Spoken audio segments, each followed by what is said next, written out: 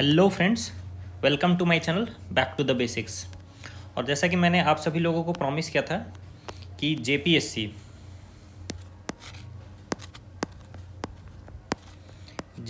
में जो झारखंड जीके वाला पोर्शन है,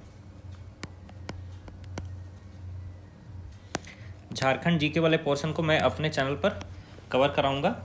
एक दो दिन का लेट हुआ। देखिए, आप सभी लोगों को पता है कि मेरा यूपीएससी का फाइनल रिजल्ट आया और ऑब्वियसली मैं बहुत ज़्यादा अच्छे मेंटल और इमोशनल स्टेट में तो नहीं था, और अभी भी फ़िलहाल मैं उतने बहुत ही स्ट्रॉन्ग और पॉजिटिव मेंटल स्टेट में नहीं हूँ। लेकिन हाँ, मैंने जो कमिटमेंट किया है कि मैं झारखंड जीके आप लोगों को कंप्लीट कराऊंगा विथ एमसीक्यू, ये काम मैं करके रहूँगा।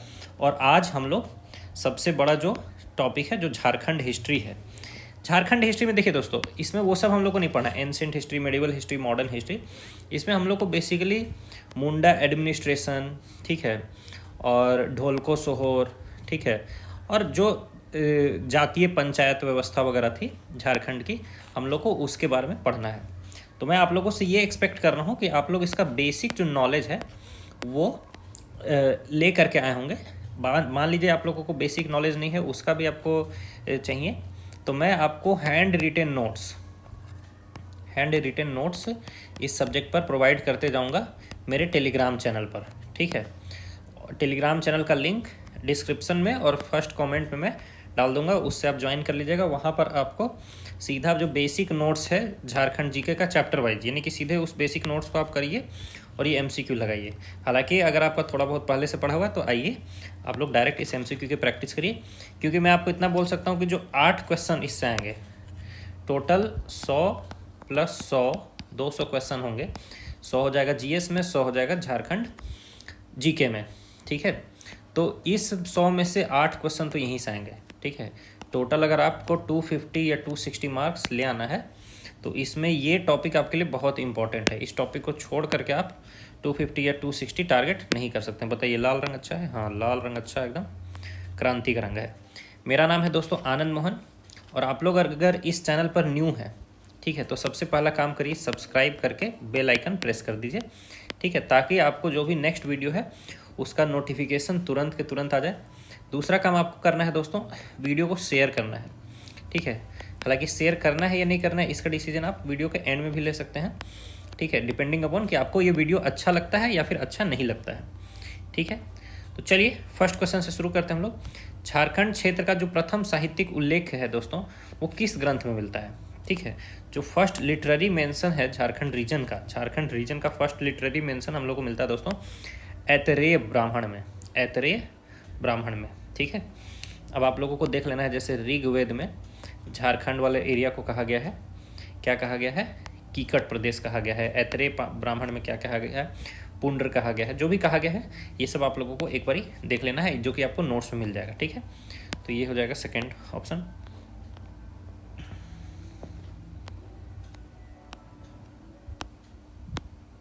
ठीक है, आइए दोस्तों, ऐतरेय ब्राह्मण में जनजातियों के लिए, यानी कि ट्राइब्स के लिए ऐतरेय ब्राह्मण में कौन सा शब्द यूज किया गया है? तो कोरबा यूज किया गया है क्या? नहीं किया गया। बिरजिया नहीं, खड़िया नहीं, असुर यूज किया गया है, ठीक है। तो असुर यूज किया गया है। ये कुछ बेसिक क्वेश्चन है, फिर हम लोग डायरेक्टली जो पंचायत एडमिनिस्ट्रेशन वाले क्वेश्चन है उस पर आ जाएंगे, ठीक है। अब देखिए, it was the focal point of Chalcolithic culture in Jharkhand, यानी कि झारखंड में ताम्रपाषाण युगीन संस्कृति का केंद्र बिंदु था। कौन सा केंद्र बिंदु था दोस्तों? तो ताम्रपाषाण युगीन है, ठीक है। ताम्रपाषाण चालकोलिथिक पीरियड, जिसको कॉपर एज बोला जाता है, ठीक है, कॉपर और स्टोन एज जिसको बोला जाता है। तो इसका केंद्र बिंदु था दोस्तों सिंहभूम का एरिया, सिंहभूम, ठीक है। अभी इसके 2 जिले आते हैं, ईस्ट सिंहभूम और वेस्ट सिंहभूम। ईस्ट सिंहभूम में आ जाता है आपका जमशेदपुर, वेस्ट सिंहभूम में आ जाता है आपका दोस्तों चाईबासा, ठीक है। बस आप वीडियो भी करते जाएंगे ना, तो 8 में से आपका 5 क्वेश्चन 4 क्वेश्चन आपका इजीली लग जाएगा, ठीक है। इसलिए इसको करते चले जाइए। चलिए, अकबर के काल में निम्न में से कौन सा वंश झारखंड में नहीं था? ये बताइए, अकबर के काल में, ठीक है, कौन सा वंश झारखंड में नहीं था? तो पलामू का चेरो वंश, तो पलामू का चेरो वंश था, ठीक है। सिंहभूम का सिंह वंश था, ठीक है। कोरका का, या फिर इसको कोकरा, ठीक है, या खुखरा, ऐसे बहुत सारे बोल सकते हैं। तो उसका नागवंश ये भी था। ढोकलो का चोल वंश, देखिए ढोकलो का चोल वंश नहीं था, ये डी आपका राइट आंसर हो जाएगा। ठीक है, ढोकलो का चोल वंश जो है, चोल डायनेस्टी ऑफ ढोकलो, ये झारखंड में नहीं था, यही इसका राइट आंसर है। आइए 5th क्वेश्चन में आते हैं दोस्तों। निम्न में से कौन झारखंडी सुल्तान के नाम से प्रसिद्ध था? ठीक है, तो झारखंडी सुल्तान के नाम से दोस्तों कौन प्रसिद्ध था, इस क्वेश्चन का आपको आंसर करना है। आप लोग थोड़ा सा गेस भी कर सकते हैं। चलिए मैं आपको 5 सेकंड का समय देता हूँ, वीडियो पॉज करके आप लोग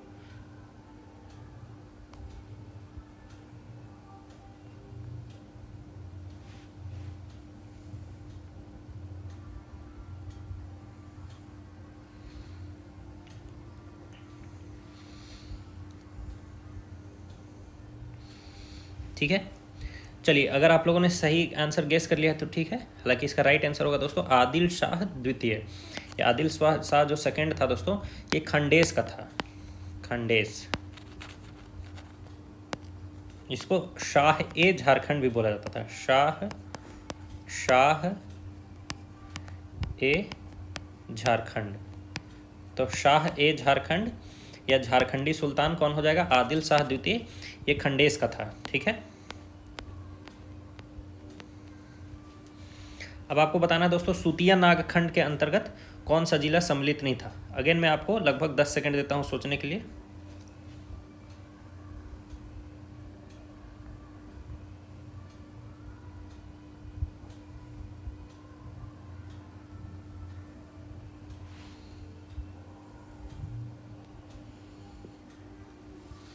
सूतिया नागखंड के अंतर्गत कौन सा जिला सम्मिलित नहीं था? ठीक है, तो देखिए आपको याद रखना है कि सूतिया नागखंड के अंदर ना दोस्तों टोटल 7 थे जिले। ठीक है, 7 जिले या कोई प्रोविजन्स या प्रोविंसेस या डिवीजन भी बोल देते हैं। 7 प्रोविंसेस मैंने 7 तरीके के डिवीजन थे उसमें। तो इसमें से कि 1 नंबर था आपका लोहरदग्गा, मतलब लोहगढ़ उसको बोलते थे, उस टाइम लोहगढ़ बोलते थे, अभी वो उस एरिया का नाम है लोहरदग्गा।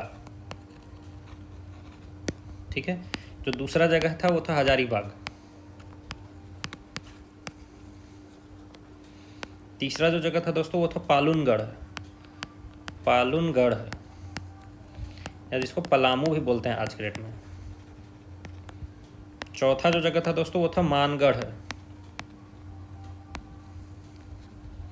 अभी इसको मानभूम बोलते हैं, मानगढ़ मानभूम। पांचवा जो जगह था दोस्तों वो था सिन्हागाद,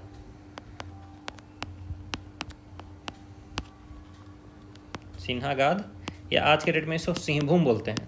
ठीक है, छठा जगह था दोस्तों केसलगढ़, केसलगढ़। और सातवां दोस्तों जगह था सुरुगुगर या सुरगुज्जा,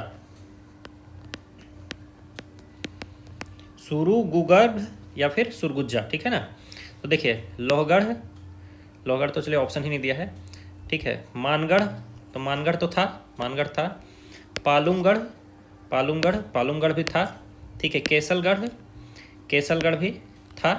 ठीक है ना, अब पूरा याद कर लीजिए, लोहगढ़, हजारीबाग, पालूमगढ़। ठीक है, फिर आपका हो गया मानगढ़, सिन्हागाद, केसलगढ़ और सुरगुज्जा। ठीक है ना, ये सब था। तो क्या नहीं था? तो रामगढ़ नहीं था। तो डी आपका इसका राइट आंसर हो जाएगा, रामगढ़। ठीक है, चलिए साथ के साथ आप प्रैक्टिस पहले से नहीं भी पढ़ा हुआ होगा ना, तो अभी के अभी आपको बहुत सारा चीज़ याद आ जाएगा। इसीलिए ये वीडियो आपके लिए बहुत ज़्यादा ही इंपॉर्टेंट है।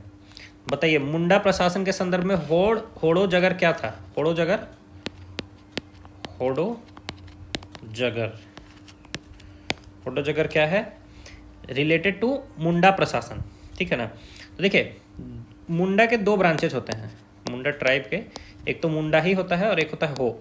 ठीक है ना, हो भी मुंडा का एक ब्रांच होता है। तो मुंडा लोगों का जो लैंग्वेज होता है उसको बोलते हैं मुंडारी, और हो लोगों के लैंग्वेज को बोलते हैं होडो जगर, होडो जगर। ठीक है, तो मुंडा प्रशासन के संदर्भ में होडो जगर क्या था? होडो जगर एक भाषा है, ये समझ गए। तो ग्राम पंचायत का मुखिया नहीं है, मुंडा प्रशासन का अधिकारी नहीं है, मुंडा राजवंश के संस्थापक नहीं है, क्या है? मुंडा जनजाति की भाषा है। हालांकि ये हो की है, तो हो भी एक मुंडा का ही ब्रांच है, ऐसे समझ लीजिए। ठीक है, तो मुंडा जनजाति की भाषा हो गई होडो जगर। ठीक है,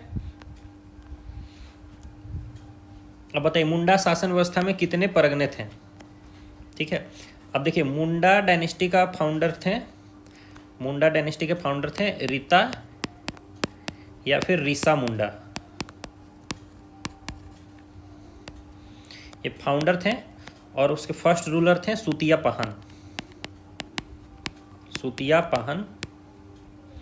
और उनका फर्स्ट जो कैपिटल था वो तो सुतियाम्बे था।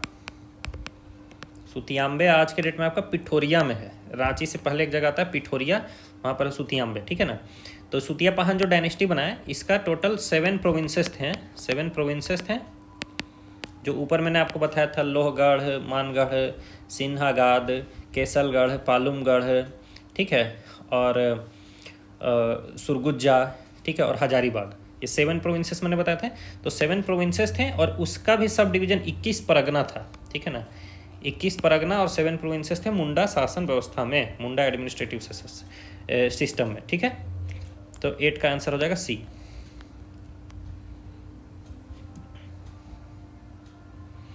अब आइए 9th क्वेश्चन में आ जाइए दोस्तों। मुंडा प्रशासन के बारे में निम्नलिखित में से कौन सा कथन सही नहीं है? मुंडा प्रशासन के बारे में बताना है कि इनकरेक्ट स्टेटमेंट कौन सा है, ठीक है। बाइलिंगुअल है दोस्तों, इंग्लिश में पढ़ना इंग्लिश में पढ़े, हिंदी में पढ़ना हिंदी में पढ़े, बात बराबर है, कोई फर्क नहीं पड़ता है। सुतियाम्बे मुंडा प्रशासन की राजधानी थी, मैंने बताया आपको, थी, बिल्कुल थी। सूतिया नागखंड को 7 प्रांतों में विभाजित किया गया था, अभी बताया मैंने, किसमें किसमें, हजारीबाग, ठीक है, केसलगढ़, सुरगुजा, ठीक है, फिर मानभूम और लोहगढ़ और केसलगढ़, ठीक है। तो इस तरह 7 बताया मैंने, आपको याद हो गया होगा। तो सुतिया नागखंड को 7 में विभाजित था। सरना जनजाति का मिलन स्थल था। जनजाति का मिलन स्थल जो होता है दोस्तों वो होता है अखड़ा, अखड़ा, ना कि सरना, ठीक है। तो सी इसका इनकरेक्ट स्टेटमेंट है, तो यही राइट आंसर हो जाएगा। शासन जो है समुदाय का दफन स्थल था, तो शासन जो है वो दफन स्थल है, बिल्कुल। शासन जो है वो ब्यूरियल प्लेस है। और सरना जो है दोस्तों, सरना एक तरीके से सैक्रेड ग्रूव है, मतलब कि एक पवित्र वन है, पवित्र वन है, ठीक है ना, सरना। और मिलने का जो जगह है वो है अखड़ा, या अखाड़ा भी बोल सकते हैं, कोई बड़ी बात नहीं है, ठीक है। तो 9th का हो गया आंसर दोस्तों सी।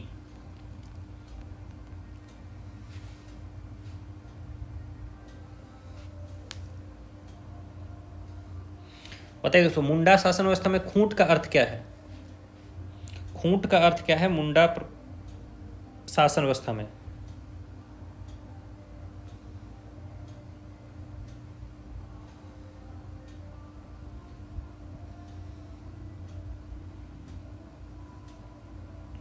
देखिए खूंट बोला जाता है दोस्तों फैमिली को, फैमिली को भी, क्लैन को भी बोला जा सकता है, ठीक है।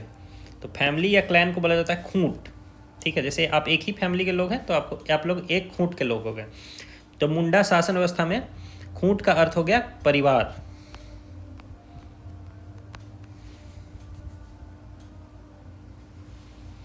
बताइए मुंडा शासन व्यवस्था में समाधि स्थल या जहां ब्यूरियल प्लेस, जहां दफनाया जा रहा है,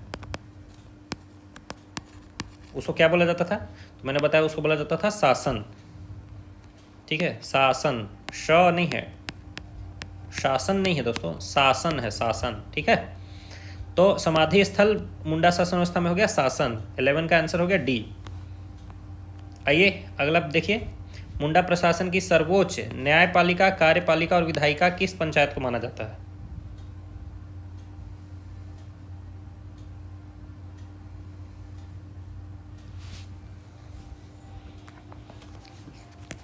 बताइए।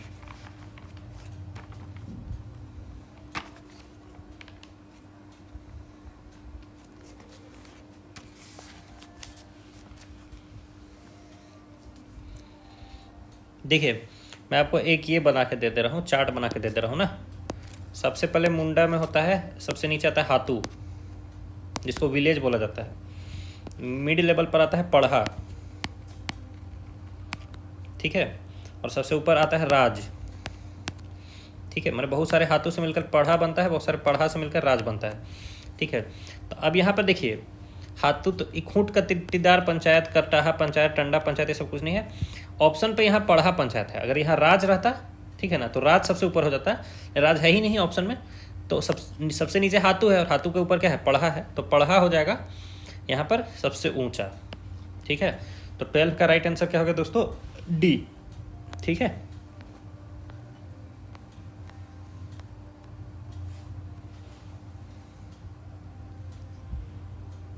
अगला क्वेश्चन पढ़िए, गितियोरा क्या है दोस्तों, व्हाट इज गितियोरा।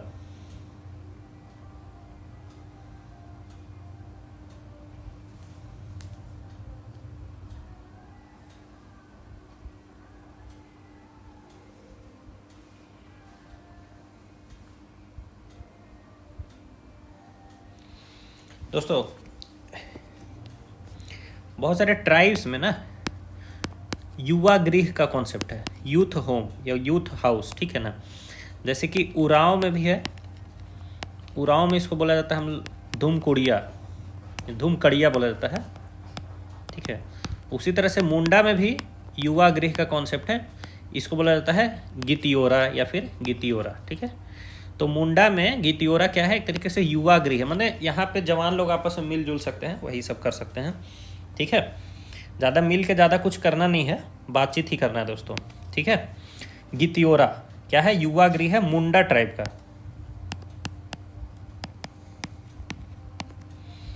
आइए दोस्तों, बिरसा मुंडा को किस नाम से जाना जाता है। अगर झारखंड का एग्जाम दे रहे हैं तो सबसे पहला चीज़ आपको ये जानना होगा कि बिरसा मुंडा को हम लोग धरती आबा के नाम से जानते हैं, ठीक है। बिरसा मुंडा को धरती आबा भी कहा जाता है।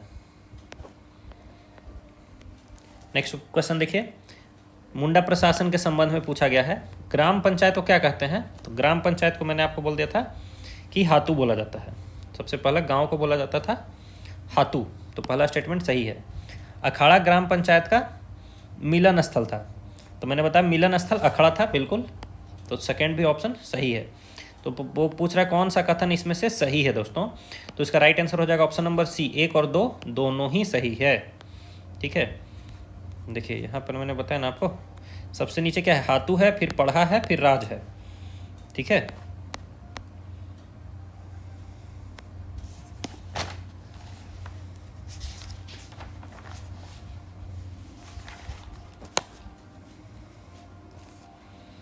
चलिए आइए,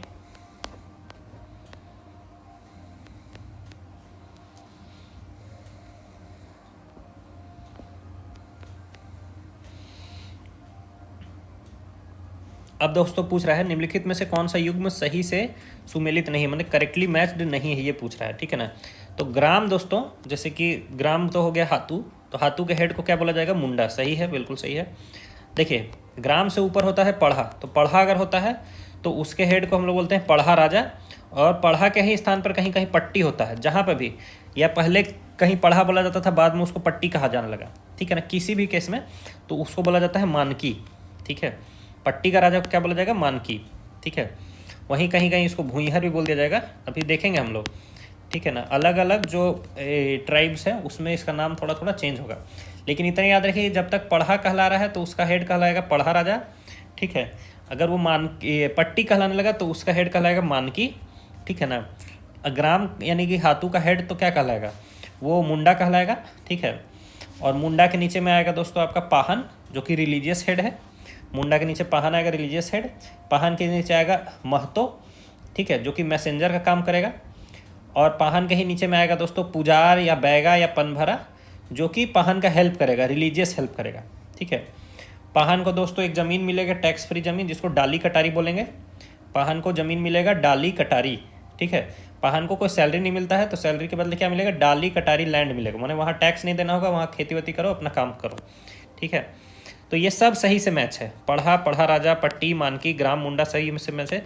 सिपाही और दीवान ये सही से मैच नहीं है, सिपाही को दीवान नहीं कहते हैं, दीवान जहाँ भी कहेंगे तो वो तो एक एडमिनिस्ट्रेटिव पोस्ट है, ठीक है, सिपाही नहीं है, तो इसका डी ऑप्शन सही हो जाएगा दोस्तों। आइए थोड़ा हम लोग स्पीड में करेंगे, ठीक है। नागवंशी शासकों के बारे में निम्नलिखित में से कौन सा कथन सही है।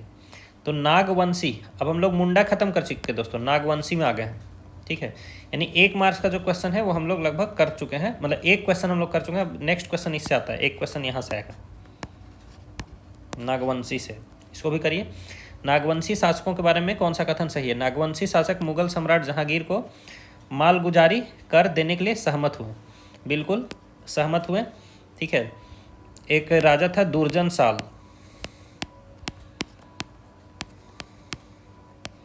दुर्जन शाह या दुर्जन साल भी बोला जाता है इसको। ठीक है ना। तो इसको ग्वालियर के किले में जो है 12 साल के लिए इनको कैद कर लिया गया था। तो जब कैद वैद से छूट गए तो ये बोले हम मालगुजारी देंगे। कितना रुपए देंगे वो भी तय हो गया था, रुपये 6000। तो कौन सा कथन सही है? तो पहला ही कथन सही है। ठीक है ना। बाकी पढ़िए, राजा प्रताप राय ने बरवा के युद्ध में रक्सेल वंश के शासक को हराया था। गलत जवाब है। देखिए प्रताप राय क्या किए थे?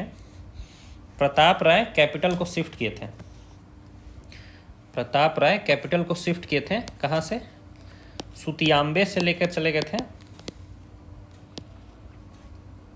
चुटिया। ठीक है।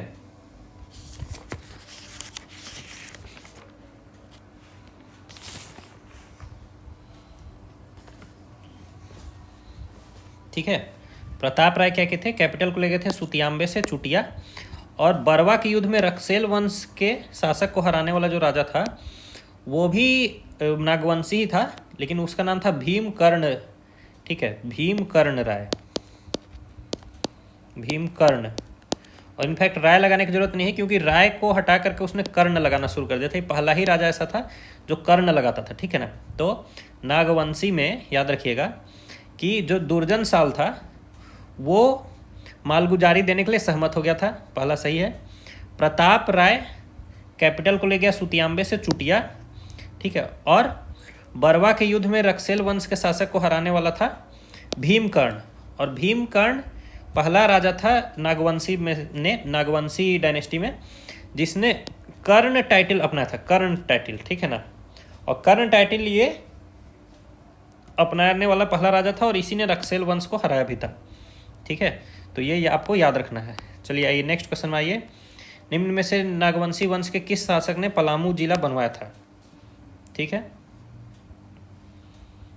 पलामू जिला कौन सा शासक बनवाया था दोस्तों? तो वही प्रताप राय ही इसका आंसर हो जाएगा। यही प्रताप राय क्या किए थे? सुतियांबे से कैपिटल चुटिया लेके गए थे और यही पलामू जिला को बनवाए थे प्रताप राय।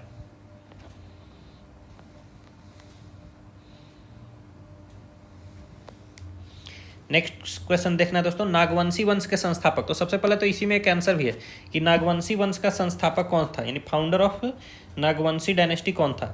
तो इसका आंसर क्या हो जाएगा?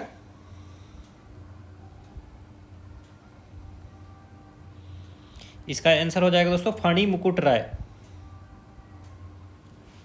ठीक है।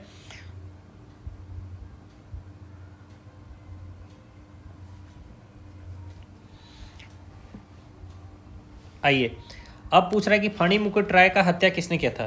तो फणी मुकुट राय का दोस्तों हत्या किया था बागदेव सिंह के द्वारा।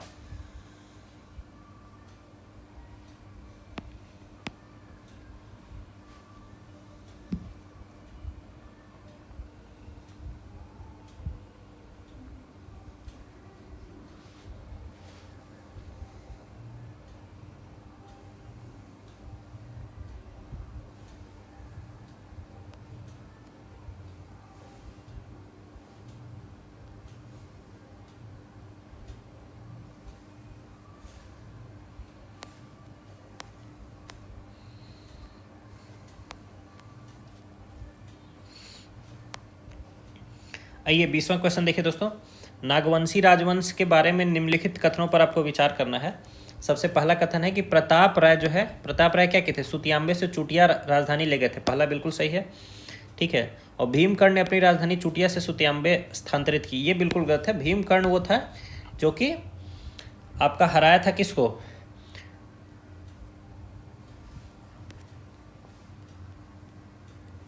रक्सेल वंश को। ठीक है। भीमकर्ण रक्सेल वंश के को हराने वाला था। ठीक है। और इसने सबसे पहले कर्ण का टाइटल अडॉप्ट किया था, भीमकर्ण। तो भीमकर्ण के बारे में याद रखना है आपको बस कि रक्सेल वंश को हराया था और कर्ण टाइटल अडॉप्ट किया था और सुतियांबे से चुटिया ले गया था प्रताप राय। तो पहला सही है, दूसरा गलत है। ऑप्शन ए इसका राइट आंसर हो जाएगा दोस्तों। आपको मैच करना है दोस्तों, सुमेलित करिए।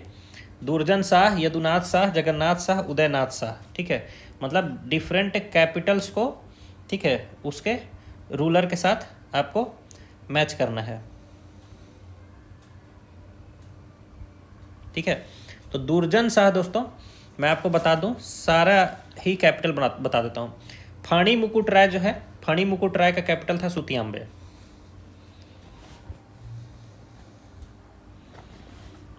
जगह थोड़ा सा यहाँ बना लेते हैं, ठीक है।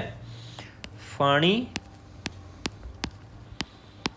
मुकुट राय, फणी मुकुट राय का कैपिटल हो जाएगा सुतियांबे। ये सब हम लोग नाग वंश में ही चल रहे हैं, इतना याद रखिएगा। तो फणी मुकुट राय का कैपिटल हो गया सुतियांबे। प्रताप राय का कैपिटल हो जाएगा चुटिया। फिर दुर्जन शाह, दुर्जन शाह वही है जिसको जहांगीर अपने कब्जे में ले लेगा 12 साल तक। फिर ये जहांगीर को मालगुजारी देने के लिए 6,000 रुपये प्रतिवर्ष देने के लिए तैयार हो जाएगा, ये वही दुर्जन शाह है। और ये इसका कैपिटल हो जाएगा दोस्तों दोईसागढ़, दोईसा,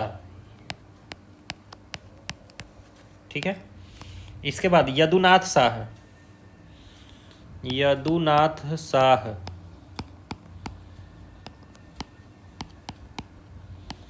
यदुनाथ शाह का कैपिटल हो जाएगा दोस्तों पालकोट, ठीक है। इसके बाद हो जाएगा उदयनाथ शाह। थोड़ा सा जगह और चाहिए हम लोग को, यहाँ ले लेते हैं। उदयनाथ शाह,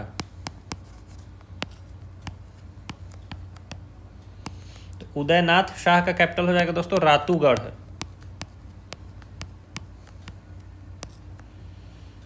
ठीक है। देखिए दुर्जन शाह का कैपिटल क्या हो गया, दुर्जन शाह का कैपिटल हो गया दोस्तों दोईसागढ़, ठीक है। यदुनाथ शाह का कैपिटल हो गया पालकोट, ठीक है। उदयनाथ शाह का कैपिटल हो गया रातूगढ़, उदयनाथ शाह का कैपिटल हो गया रातूगढ़, ठीक है। और देखिए यदुनाथ शाह का कैपिटल है पालकोट, यदुनाथ शाह का कैपिटल है पालकोट, लेकिन जगन्नाथ शाह का कैपिटल हो जाएगा पालकोट भौरो, जगन्नाथ शाह का कैपिटल पालकोट भौरो। एकदम इसको ऐसे ही डिट्टो याद कर लीजिए, एक क्वेश्चन ही आ जाएगा, ठीक है। या इससे मतलब इसका एक पार्ट से ही एक क्वेश्चन आ जाएगा। दुर्जन शाह का कैपिटल कहाँ था, दोईसा था, दुर्जन शाह कैपिटल दोईसा, दुर्जन शाह दोईसा, यदुनाथ शाह पालकोट, यदुनाथ शाह पालकोट, जगन्नाथ शाह पालकोट भौरो, जगन्नाथ शाह पालकोट भौरो, उदयनाथ शाह रातूगढ़, उदयनाथ शाह रातूगढ़, फणी मुकुट राय सुतियांबे, फणी मुकुट राय सुतियांबे, और प्रताप राय चुटिया, प्रताप राय चुटिया। देखिए चुटिया है, ट को त पढ़ने की गलती मत करिएगा, ठीक है, वरना फिर आप बन जाइएगा चुटिया, ठीक है। चलिए दोस्तों 22वां क्वेश्चन अब हम लोग करेंगे, तो अब हम लोग पढ़ा पंचायत देखेंगे, ठीक है। पढ़ा पंचायत या शासन व्यवस्था है, सबसे पहले इतना जानिए कि उरांव का शासन व्यवस्था है, उरांव का शासन व्यवस्था को हम लोग पढ़ा पंचायत बोलते हैं। अभी हम लोग 22वें क्वेश्चन में हैं, तो अभी से आपको होप नहीं लूज करना है, क्योंकि 1 घंटे तक ये भी चलेगा लगभग, ठीक है।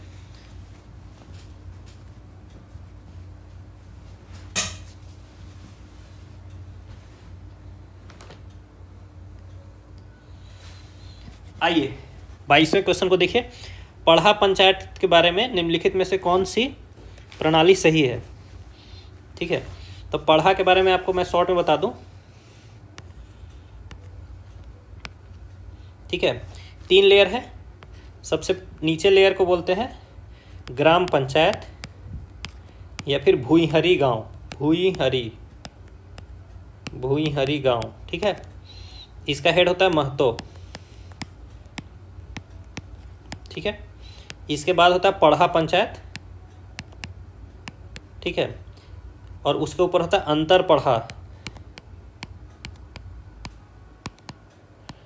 पढ़ा का हेड को बोलते हैं पढ़ा राजा, पढ़ा का हेड को बोलेंगे पढ़ा राजा,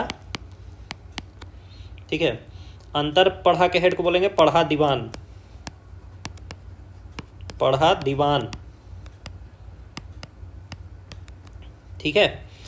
सबसे नीचे ग्राम या भूईहरी गांव जिसका हेड होगा महतो, फिर आ जाएगा पढ़ा, पढ़ा का हेड होगा पढ़ा राजा, उसके ऊपर होगा अंतर पढ़ा, उसका हेड होगा पढ़ा दीवान, ठीक है। अब जो पढ़ा है ना, इसके बहुत सारे पढ़ा राजा के बहुत सारे सहायक होंगे। इसमें एक है कोटवार। कोटवार कोटवार काम करेगा संदेश देने का, ठीक है। एक है मंत्री। मंत्री क्या करेगा, मतलब ये पढ़ा राजा का सलाहकार होगा मंत्री। फिर एक रहेगा, एक का नाम है पनभरा, ठीक है ना। पनभरा क्या करेगा कि जैसे पढ़ा पंचायत जब ये होगा ना, पढ़ा पंचायत ऑर्गेनाइज किया जाएगा, मैंने बहुत सारे गांव का ये एक पंचायत होता है पढ़ा पंचायत। तो जब पढ़ा पंचायत ऑर्गेनाइज होगा तो पनभरा जो है वहाँ सब लोगों के खान पान इन सब का व्यवस्था करेगा। एक चीज़ याद रखिएगा कि गांव से पढ़ा कैसे बन जाता है, 5, 7, 11, 21 या 22 गांव मिल करके एक पढ़ा पंचायत बनता है, ठीक है। ये बस ऐसे ही नंबर याद रख लीजिए, 5, 7, 11, 21 या 22 इतना गांव मिल करके पढ़ा पंचायत बनता है, ठीक है।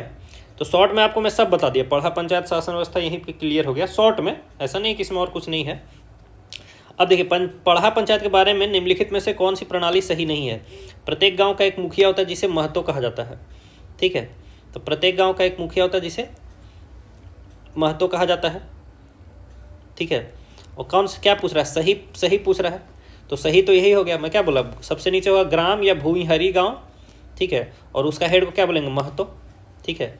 तो पहला ही स्टेटमेंट इसका सही, यानी कि ए ही इसका आंसर है। अब देखिए पंचायत की कार्रवाई में केवल महिलाएं भाग लेती, महिलाओं का भागीदारी बहुत कम है, नहीं एक बराबर है। कोटवार बैठक के आयोजक थे, ठीक है। तो हालांकि पढ़ा पंचायत का आयोजन में कोटवार काम करता है, वही सब खान पान ये सब का अरेंजमेंट करता है, लेकिन हम लोग का यही ऑप्शन इसमें सही हो गया, तो बाकी हम लोग देखेंगे नहीं, ठीक है ना। तो 22 का ए आंसर सही हो गया दोस्तों।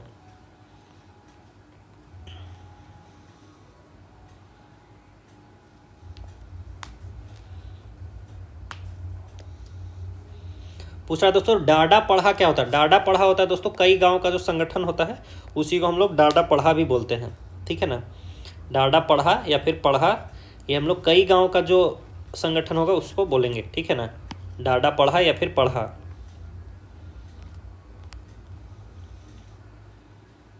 अब देखिए पढ़ा पंचायत शासन व्यवस्था में सर्वोच्च अधिकारी कौन होगा, तो मैंने आपको बता ही दिया, यहाँ सबसे नीचे से शुरू हो रहा है ना। सबसे नीचे है ग्राम पंचायत या फिर भूमिहरी गांव,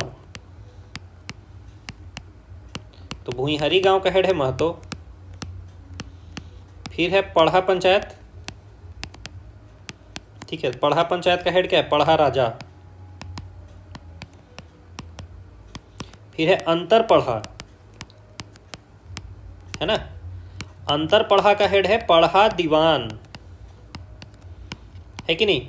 तो सबसे ऊपर कौन हो गया, पढ़ा दीवान हुआ कि नहीं हुआ, तो सबसे ऊपर सर्वोच्च अधिकारी हो गया दोस्तों पढ़ा दीवान। तो 24 का सी आंसर करेक्ट हो गया, ठीक है।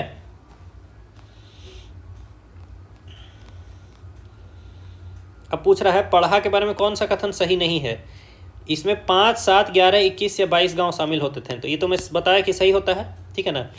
जब भूमिहरी या ग्राम से पढ़ा बनने के लिए हम लोग को कितना ग्राम चाहिए, 5, 7, 11, 21 या 22, है ना। पहला स्टेटमेंट बिल्कुल सही है, लेकिन हम लोग को इनकरेक्ट ढूंढना है, इसलिए इसमें टिक नहीं मारेंगे। फिर देखिए पढ़ा का प्रमुख कार्य गांव में अनाज का प्रबंध करना है, ठीक है। तो पढ़ा का प्रमुख कार्य गांव में अनाज का प्रबंध करना नहीं है, ठीक है। पढ़ा गाँव के बीच विवाद सुलझाता है, बिल्कुल। बहुत सारा गाँव का अगर ये एक मीटिंग करा रहा है, इसमें एक बहुत सारा 5, 7, 11, 21 या 22 गाँव है, तो इसमें 2 गांव के बीच का अगर कुछ डिस्प्यूट है उसको ये रिजॉल्व करेगा, तो ये बिल्कुल सही है। यह त्रिस्तरीय शासन प्रणाली है, बिल्कुल त्रिस्तरीय है। नीचे भूमिहरी है, उसके ऊपर पढ़ा है, उसके ऊपर अंतर पढ़ा है, ठीक है। तो ये भी सही है, बस बी सही नहीं है। 25 का बी जो है गया दोस्तों वो इनकरेक्ट आंसर है, ठीक है।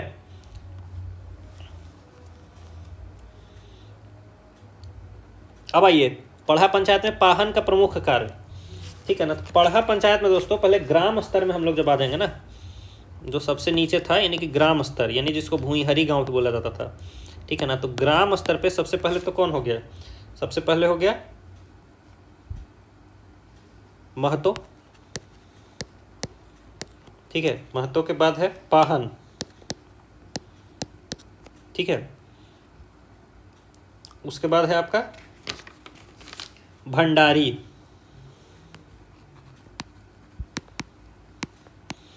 ये लोग ग्राम स्तर पर काम कर रहे हैं। जिससे पाहन क्या है, पाहन मैक्सिमम देखा दोस्तों, याद रखिएगा कि रिलीजियस हेड है, ठीक है, यानी कि धार्मिक कार्य करता है ये, ठीक है। पाहन रिलीजियस हेड है, ये धार्मिक कार्य करता है। और जो पढ़ा पंचायत शासन प्रणाली है उरांव वाला, इसमें ये इसका जो पोस्ट है, ठीक है ना, मैंने इसको 3 साल के लिए चुना जाता है, 3 साल के लिए चुना जाता है पाहन को। महतो हेरिडेटरी है, यानी वंशानुगत है, मैंने महतो का बेटा महतो बन सकता है, ठीक है। लेकिन जो पाहन है वो हेरिडेटरी नहीं है, ठीक है ना।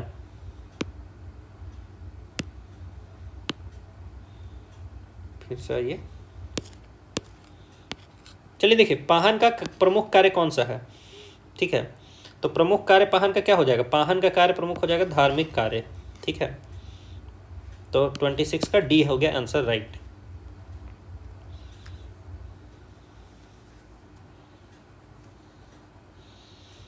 ठीक है, अब पढ़ा प्रशासन में मांझी कौन है, फिर से आइए इस प्रशासन को देखिए आप लोग ध्यान से। सबसे नीचे है क्या है, ग्राम या भूइहरी गांव, है कि नहीं है। अब ग्राम का हेड जो है वो है महतो। अब महतो का जो सहायक है उसको बोलते हैं मांझी, ठीक है।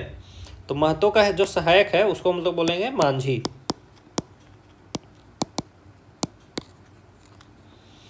तो पढ़ा प्रशासन में मांझी कौन था, तो मांझी है महतो का सहायक, बिल्कुल 27 का बी।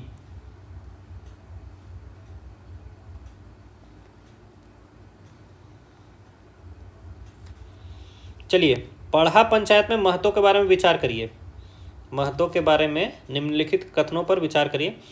महतो के पास प्रशासनिक और न्यायिक दोनों शक्तियां हैं। अब देखिए सबसे लोअर लेवल पर, ग्राम पंचायत लेवल पर हेड वही है, तो हेड वही है तो उसके पास एडमिनिस्ट्रेटिव और जुडिशियल दोनों पावर होगा, ठीक है। तो पहला बिल्कुल सही है। दूसरा देखिए, गांव के अनुभवी और बुजुर्ग लोग फैसला लेने में शामिल होते हैं, ठीक है। तो देखिए जनरली जितना भी ट्राइबल है ना, उसमें ट्राइबल पंचायत है, ठीक है, उसमें अनुभवी और बुजुर्ग लोगों से मतलब हेल्प लिया ही जाता है। तो ये भी बिल्कुल सही स्टेटमेंट है दोस्तों, ठीक है। तो इसका दोनों ऑप्शन, आपका दोनों स्टेटमेंट सही है। राइट आंसर क्या हो जाएगा, ऑप्शन नंबर सी 1 और 2 बोथ, ठीक है ना, 1 और 2 दोनों, ठीक है। फिर से देख लीजिए, सबसे नीचे ग्राम, फिर है पढ़ा, फिर है अंतर पढ़ा, ठीक है। इसका हेड महतो, महतो का सहायक हो गया मांझी,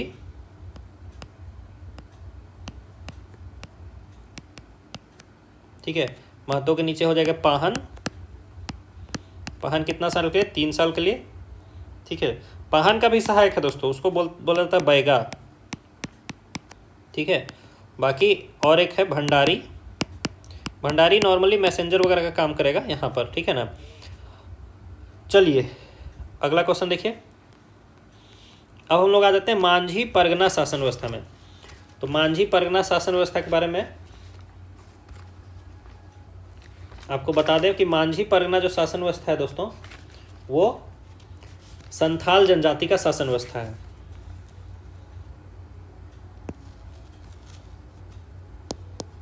संथाल जनजाति, देखिए हम कहीं हिंदी में लिख देंगे कहीं इंग्लिश में, ठीक है ना, बात बराबर ही है। मांझी परगना शासन व्यवस्था का शासन व्यवस्था संथाल ट्राइब, संथाल जनजाति का शासन व्यवस्था है, ठीक है ना। 1856 में एक यूल रूल्स के तहत इसको नोटिफाई किया गया था, मतलब लीगल अप्रूवल मिल गया था, ठीक है। आपको पता होना चाहिए कि संथाल रिबेलियन हुआ था 1855 में, ठीक है ना। तो संथाल हर रिबेलियन के बाद जो ब्रिटिश लोग थे वो लोग कुछ चेंजेस लाते थे, बदलाव लाते थे, तो उसी बदलाव का हिस्सा था ये यूल रूल्स, जिसके तहत ये मांझी परगना शासन व्यवस्था को लीगल अप्रूवल दे दिया गया था, ठीक है। चलिए तो मांझी परगना शासन व्यवस्था को अब हम लोग हल्का सा देख लेते हैं शॉर्ट में, ठीक है। तो मांझी परगना शासन व्यवस्था में दोस्तों सबसे पहले होता है ग्राम, सबसे नीचे होगा दोस्तों ग्राम, और ग्राम का हेड होगा मांझी। ग्राम का हेड कौन होगा? मांझी। मांझी का हेड, मांझी का सहायक होगा प्राणिक, उसको कहीं कहीं प्रमाणिक भी बोलेंगे। यहाँ पे सचिव का काम करेगा गोड़ाइत,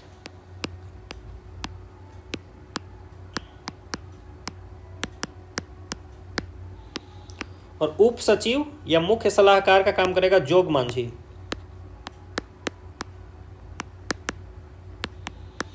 ठीक है, देखिए सबसे नीचे है ग्राम, ग्राम का हेड हो गया मांझी, मांझी का सहायक हो गया प्राणिक, बाकी सचिव हो गया ग्राम में गोड़ाइत, और उप सचिव या मुख्य सलाहकार हो गया जोग मांझी। अब ग्राम से ऊपर जाएंगे हम लोग दोस्तों तो उसको बोलेंगे देश, मतलब बहुत सारे ग्राम से मिलकर क्या बनेगा? देश। जनरली इसमें 5 से 8 ग्राम होता है, ठीक है ना। तो देश बन गया। अब देश का जो हेड है उसको बोलेंगे देश मांझी।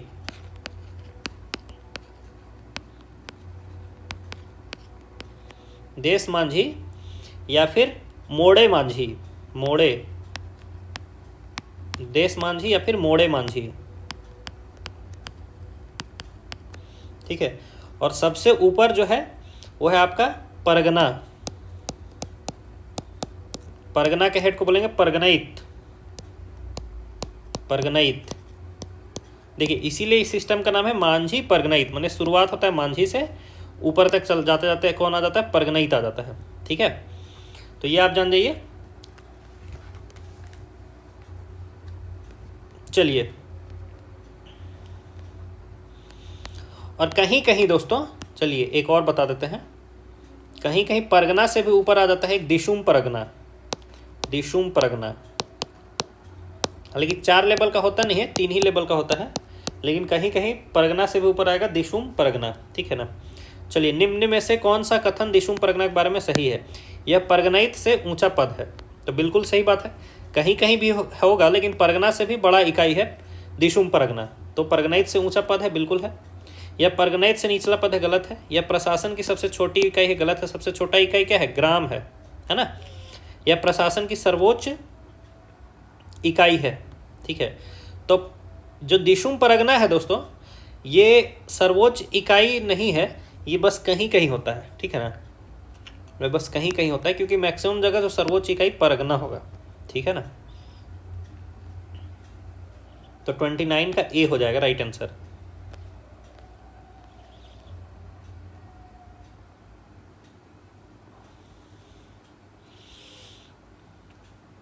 आइए, 1832-33 ईस्वी में 1338 वर्ग मील क्षेत्र का समीकरण कर कौन से प्रक्षेत्र की स्थापना की गई थी?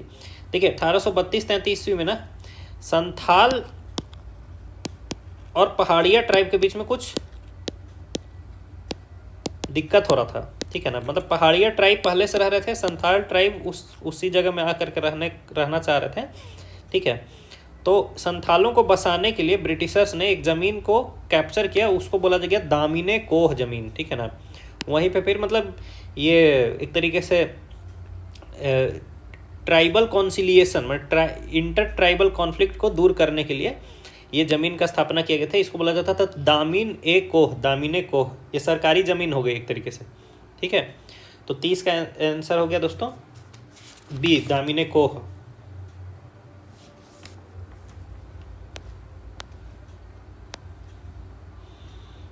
ठीक है, अब देखिए संथाल जनजाति की मांझी शासन व्यवस्था किससे प्रेरित है? देखिए मैंने क्या बोला कि सौरिया पहाड़िया और संथाल के बीच में डिस्प्यूट हो रहा था। तो डिस्प्यूट हो रहा था मतलब वो लोग एक दूसरे के आसपास ही रहते थे, तो एक दूसरे के आसपास रहेंगे तो एक दूसरे से प्रेरित भी होंगे। तो संथाल जनजाति की मांझी शासन व्यवस्था सौरिया पहाड़ी जनजाति की शासन व्यवस्था से प्रेरित रहेगी। ठीक है, तो 31 का बी हो जाएगा आंसर।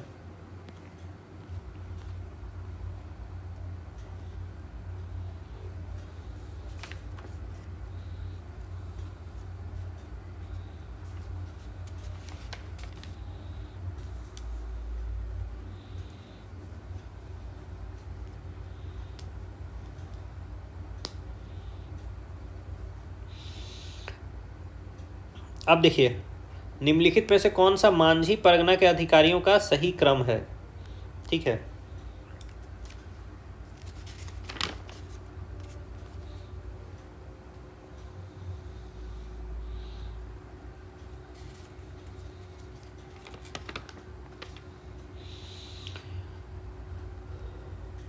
तो देखिए इसका सही क्रम दोस्तों ऑप्शन नंबर ए है। इसमें मांझी आता है, फिर आता है इसके ऊपर आता है गोड़ैत, फिर नायके, उसके ऊपर आता है आपका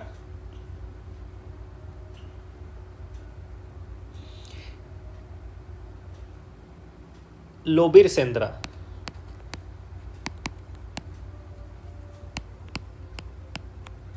ठीक है।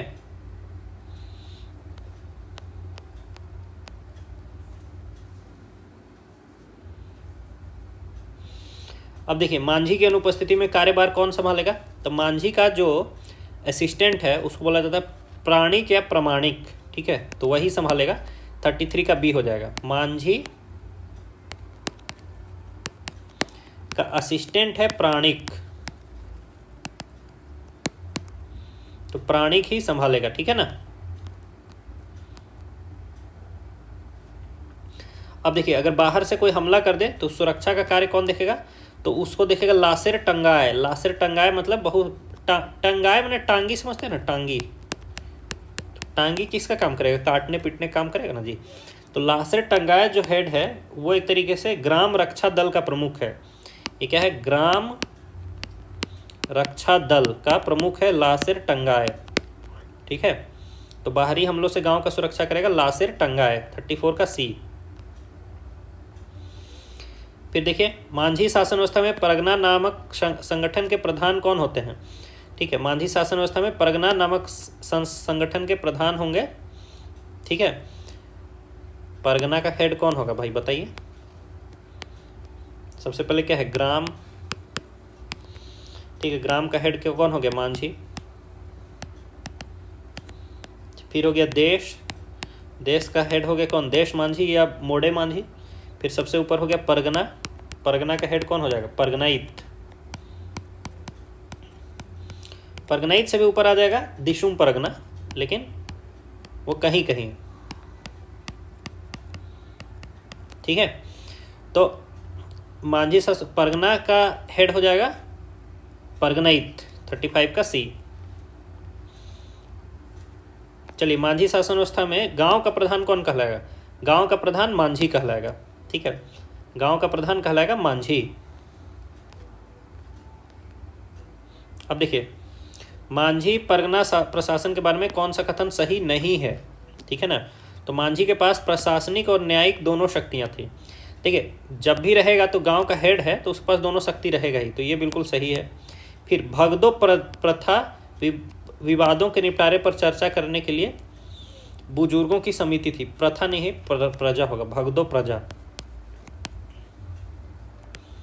देखिए भगदो प्रजा का मतलब क्या हुआ ना कि गांव का जो ज्ञानी लोग और बुजुर्ग लोग का एक ग्रुप बना दिया जाएगा और वो ना अपना बताएगा कि अब तुम लोग के बीच में लड़ाई हो गया या दो के बीच में डाइवोर्स होने वाला है, या मान लीजिए कि अवैध बच्चा हो गया, माने कोई लड़की को प्रेग्नेंट है, उस पता नहीं हो किसका किसका बेटा है, उसके पेट में नहीं है, तो ना उसमें ना पहले ये बुजुर्ग लोगों का ही लिया जाएगा कि क्या करना है नहीं करना है, क्योंकि बुजुर्ग लोग बहुत पहले से जान रहा है अपना गांव का नियम कानून, तो उसको बोला जाता है भगदो प्रजा। तो ये बिल्कुल सही बात है। फिर देखिए दिशुम परगना मांझी प्रशासन निचला पद है। निचला नहीं, सबसे ऊंचला पद है दिशुम परगना। ठीक है, सबसे ऊंचा पद है दिशुम परगना। ठीक है, हालांकि कहीं कहीं होगा लेकिन जहां भी होगा सबसे ऊंचा यही पद है। ठीक है, तो ये स्टेटमेंट आपका गलत है, यही हम लोग का राइट आंसर हो गया। नायक गांव का धार्मिक प्रमुख है। ठीक है, तो जो ये मांझी परगनाइट सिस्टम में जो धार्मिक प्रमुख होगा गांव का उसको बोलेंगे नायक। नायक या नायके भी बोल देते हैं। ठीक है,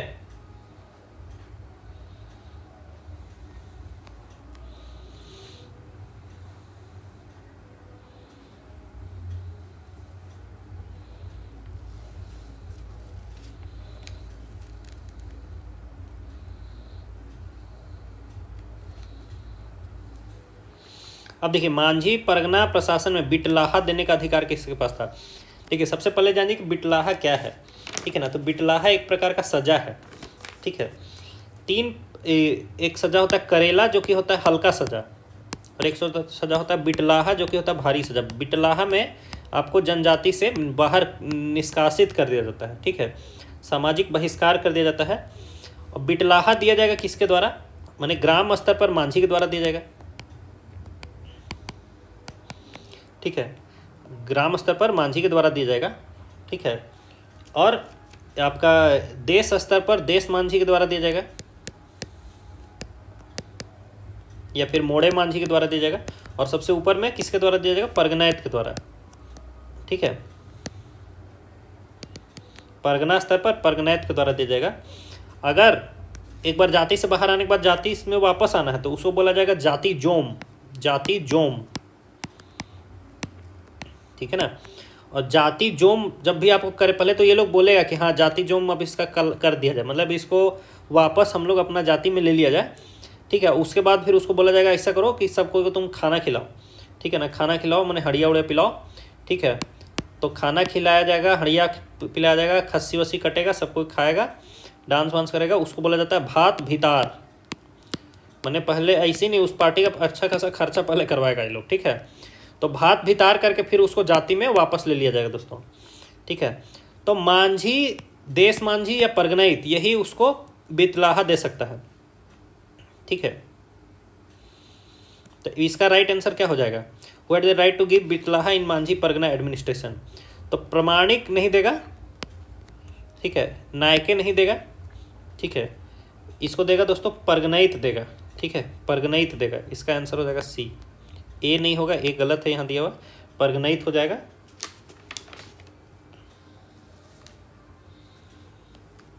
ठीक है,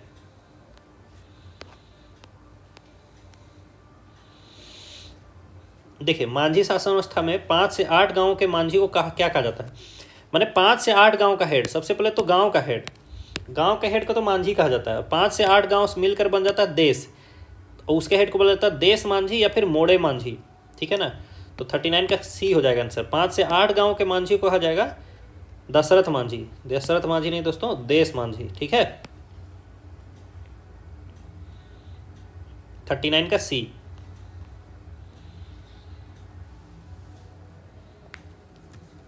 अब देखिए संथालों की मांझी शासन व्यवस्था में संदेशवाहक को क्या कहा जाता है, संदेशवाहक को कहा जाता है दोस्तों गोड़ाइत। ठीक है, फिर से याद रख लीजिए, सबसे पहले मांझी, मांझी तो हेड ही है। उसके बाद है आपका प्राणिक जो कि मांझी का सहायक है, गोड़ाइत है जो कि संदेशवाहक है, फिर जोग मांझी है वो और नीचे का पद है, मतलब प्राणिक का भी सहायक है जोग मांझी। ठीक है, फिर एक है जोग प्राणिक, वो जोग मांझी का सहायक है। फिर है भगदो प्रजा, भगदो प्रजा है बुजुर्ग लोगों का सभा। फिर है लासेर टेंगोय, लासेर टेंगोय है रक्षा दल का प्रमुख। और फिर है नायके, नायके है धार्मिक प्रधान, नायके है धार्मिक प्रधान। तो इस तरीके से आप लोग याद कर लीजिए कि जो मांझी परगनाइत सिस्टम है उसमें ग्राम स्तर पर सबसे पहले आएगा मांझी, सब नाम बस याद रख लीजिए। फिर है प्राणिक, प्राणिक मांझी का सहायक है। फिर है गोड़ाइत, गोड़ाइत है संदेशवाहक। फिर है जोग मांझी, जोग मांझी जो है वो प्राणिक का सहायक है। जोग मांझी एक और काम करेगा दोस्तों, घोटुल का प्रमुख होगा। घोटुल में बताऊंगा भी क्या होता है। ठीक है, जोग मांझी। उसके बाद है जोग प्राणिक, फिर है भगदो प्रजा, ये बूढ़े लोगों का असेंबली, भगदो प्रजा। फिर है लासेर टेंगोय,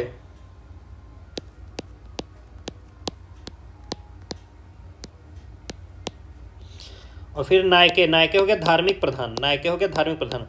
तो मांझी परगनाइत सिस्टम में ग्रामीण स्तर पर है मांझी, प्राणिक, गोड़ाइत, जोग मांझी, जोग प्राणिक, भगदो प्रजा, लासेर टेंगोय और नायके। ठीक है ना, अब मैं बताने वाला था जोग मांझी दोस्तों, जोग मांझी वैसे तो प्राणिक का भी सहायक है ये, देखिए ना ऊपर से हम लोग नीचे जा रहे हैं, तो प्राणिक का भी एक तरीके से सहायक रहेगा और मांझी का ये मुख्य सलाहकार भी रहेगा, और ये घोटुल का हेड रहेगा। घोटुल बोलते हैं इसमें युवा गृह को, किसमें, संथाली लोगों में। जैसे मुंडा में मैं क्या बोला था, मुंडा में युवा गृह है, उसको बोला जाता है गिरियोत्रा। उरांव में बोला जाता है धुमकुड़िया, धुमकुड़िया या धुमकुड़िया। और संथाल में बोला जाएगा घोटुल। तो संथाली में जो युवा लोगों का गृह है उसको बोला जाएगा घोटुल। घोटुल का हेड रहेगा जोगमांझी, ठीक है ना। चलिए बाकी अब देखिए, संथालों की मांझी शासन व्यवस्था में संदेश वाहक को क्या कहा जाता है? संदेश वाहक को कहा जाएगा गोड़ाइत, ठीक है। तो ए हो जाएगा आंसर।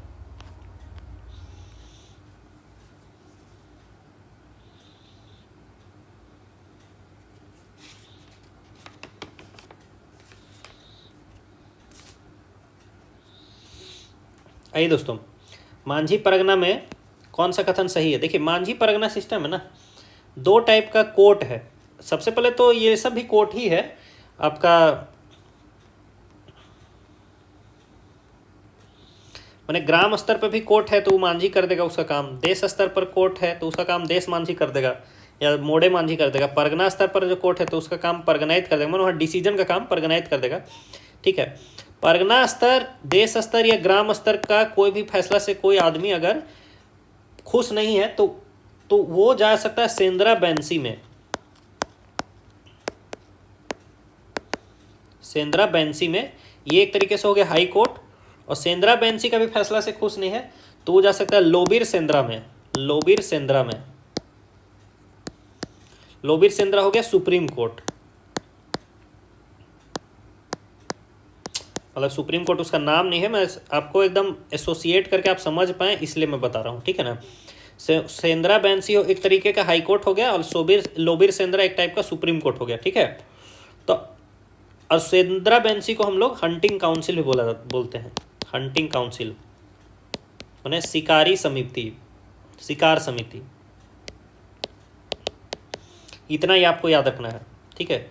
तो सबसे ऊपर का कोर्ट हो गया लोबीर सेंद्रा, बस इतना याद रखिए, ठीक है। तो मांझी परगना में कौन सा कथन सही है?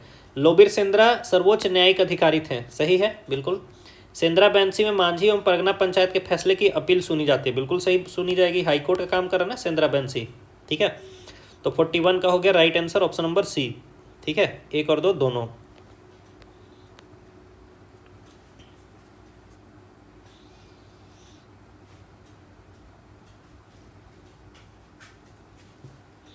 अब बताइए, यहां सुमेलित करना दोस्तों, मैच करना है। गांव को बाहरी आक्रमणों से बचाने का काम कौन करेगा?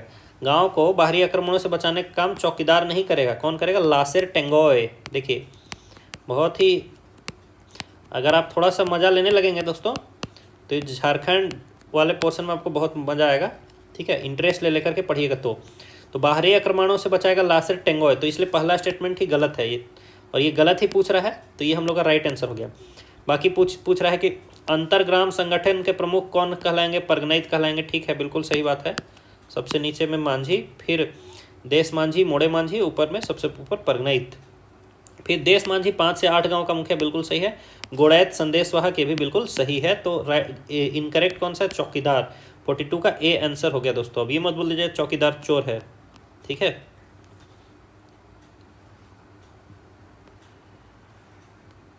आइए अब हम लोग मुंडा मानकी शासन व्यवस्था में चलेंगे दोस्तों। मुंडा मानकी शासन व्यवस्था किसका है?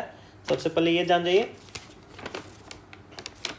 कि मुंडा मानकी है दोस्तों हो का शासन व्यवस्था,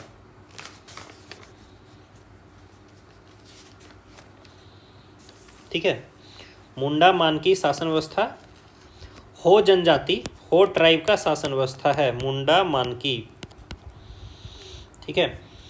इसको अप्रूव किया गया था थॉमस विल्किंसन के द्वारा।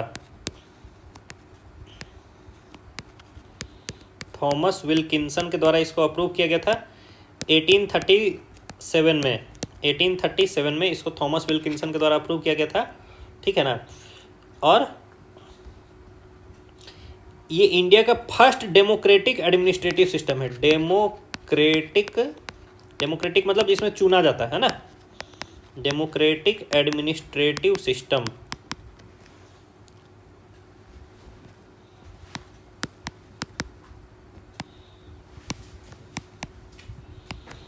ठीक है। अब इसका पहले हम लोग थोड़ा सा लेबल समझ लेते हैं।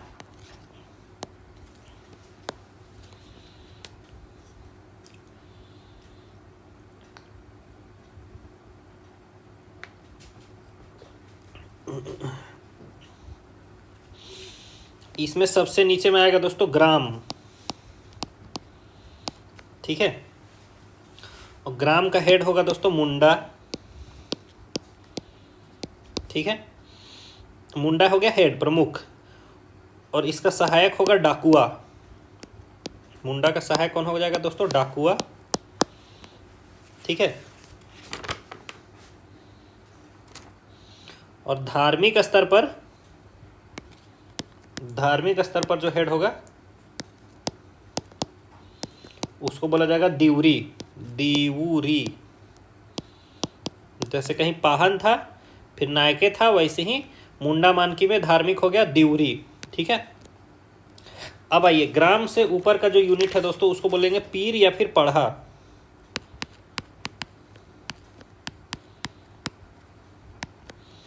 पीर या फिर पढ़ा बोलेंगे इसको, और इसका पढ़ा का हेड हो जाएगा यहाँ पर मानकी, इसलिए इसको मुंडा मानकी या मानकी मुंडा सिस्टम भी बोला जाता है, ठीक है। पढ़ा से भी ऊपर का जो यूनिट होगा दोस्तों उसको तीन मानकी बोलेंगे हम लोग। तीन मानकी मतलब तीन पढ़ा मिल करके बनेगा तीन मानकी सिस्टम।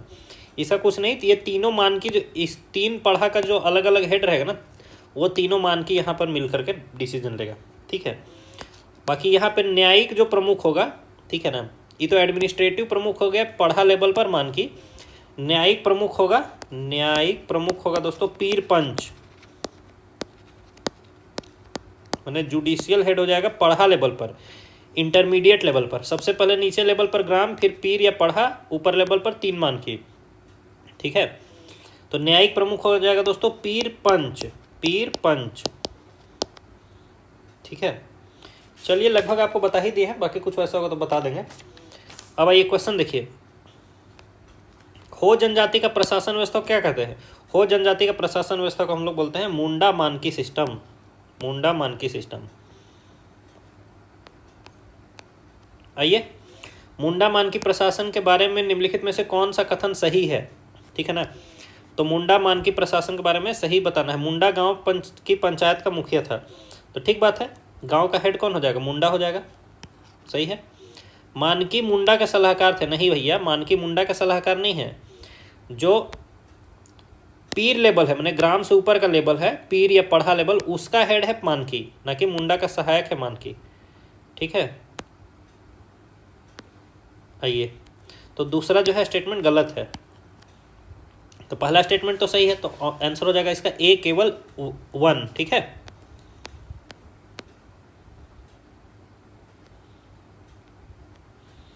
ठीक है, अब 45 नंबर क्वेश्चन करते हैं दोस्तों।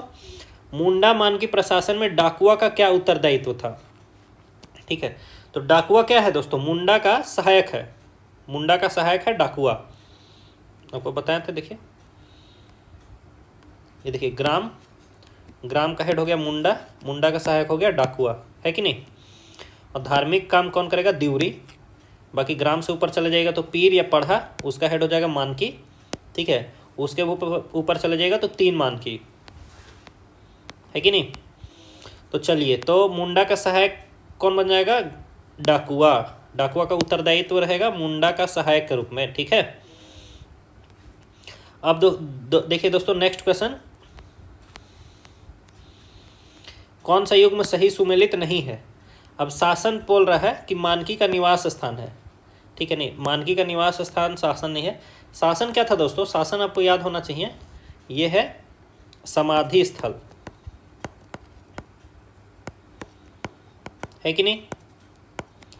बाकी अखड़ा कुश्ती आयोजन का स्थान, ठीक है, अखड़ा में सब लोग मिलते भी थे और बाकी वहाँ पे खेल कूद भी होता था, तो ये तो सही है, ठीक है। बाकी दिवड़ी धार्मिक प्रमुख, ये भी सही है।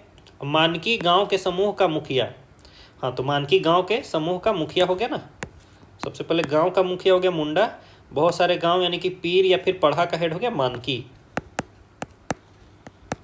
तो ये बिल्कुल सही है। तो ए जो है वो गलत है, शासन समाधि स्थल था।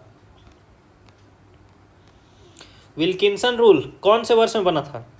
तो विल्किंसन रूल वैसे 1834 में इस ड्राफ्ट हुआ था और नोटिफाई हुआ था 1837 में। तो यहाँ तो 34 कहीं दिख नहीं रहा है, 37 ही हो जाएगा, कोई डाउट ही नहीं है, ठीक है ना। आइए नेक्स्ट देखिए, मुंडा मानकी प्रशासन में मानकी के संबंध में कौन सा कथन सही है, ठीक है।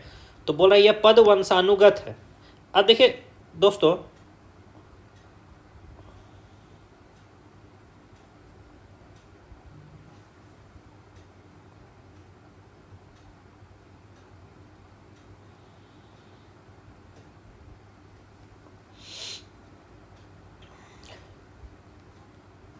चलिए वीडियो का लेंथ थोड़ा लंबा हो जा रहा है, ठीक है ना, इसीलिए हम लोग यहाँ एकदम लगभग मिड में हैं। हम लोग को लगभग 98 से 99 क्वेश्चन सॉल्व करना है इस पार्ट में।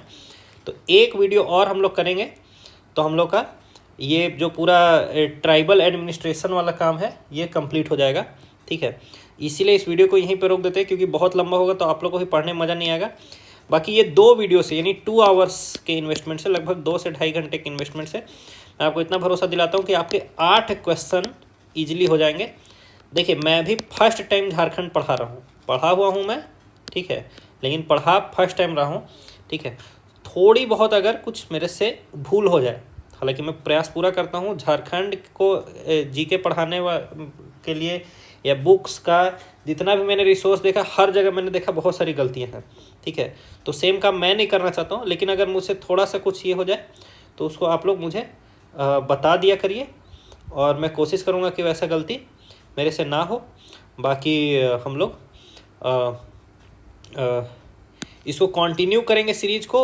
इस 2 वीडियो से आपको टोटल 8 क्वेश्चन यानी 16 मार्क्स लगभग मिल जाएंगे।